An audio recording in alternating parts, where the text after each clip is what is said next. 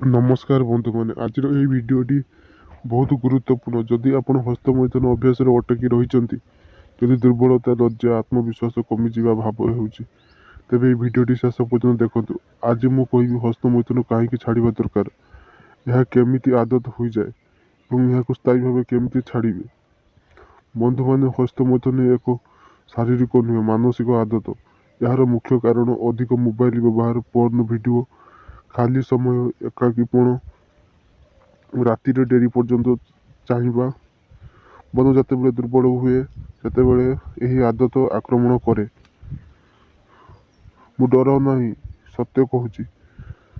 ଆତ୍ମବିଶ୍ୱାସ କମିଯାଏ, ମନ ନେଗେଟିଭିଟି ହୋଇଯାଏ, ଶରୀର ଅଳସୀ ହୁଏ, ଚେହେରାର ଚମକ କମିଯାଏ, ଜୀବନର ଲକ୍ଷ୍ୟ ଧୂସର ହୁଏ ଏବଂ ସବୁଠୁ ଖରାପ କଥା, ମଣିଷ ନିଜକୁ ନିଜେ ଦୁର୍ବଳ ଭାବିବା ଆରମ୍ଭ କରେ।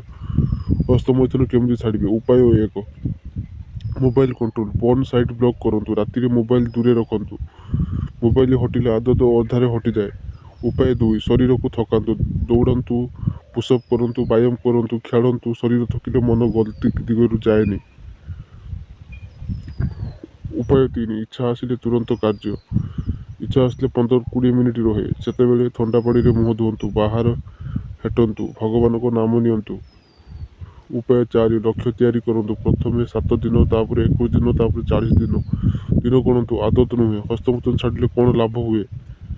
ଆତ୍ମବିଶ୍ୱାସ ବଢ଼େ, ଚେହେରାର ଚମକ ଫେରେ, ମନ ଶାନ୍ତ ରହେ, ଫୋକସ୍ ବଢ଼େ, ଜୀବନର ଶକ୍ତି ଆସେ। ଏହା କୌଣସି ମିଥ୍ୟା ନୁହେଁ, ଏହା ଅନୁଭବ। ବନ୍ଧୁମାନେ, ହସ୍ତମୈଥୁନ ଆପଣଙ୍କୁ ଦୁର୍ବଳ କରେ ନାହିଁ, ଏହାର ଆଦତ ଆପଣଙ୍କୁ ରୋକି ରଖେ। ଆଜି ନିଷ୍ପତ୍ତି ନିଅନ୍ତୁ, ମୁଁ ମୋ ଜୀବନକୁ ନିୟନ୍ତ୍ରଣ କରିବି। ଯଦି ଭିଡ଼ିଓଟି ଭଲ ଲାଗିଲା, ଲାଇକ୍, ନୂଆ ହେଲେ ଚ୍ୟାନେଲକୁ ସବସ୍କ୍ରାଇବ୍ କରନ୍ତୁ ଏବଂ ଏହାକୁ ଆବଶ୍ୟକ ଥିବା ସାଙ୍ଗଙ୍କ ସହ ସେୟାର କରନ୍ତୁ। ଜୟ ଜଗନ୍ନାଥ।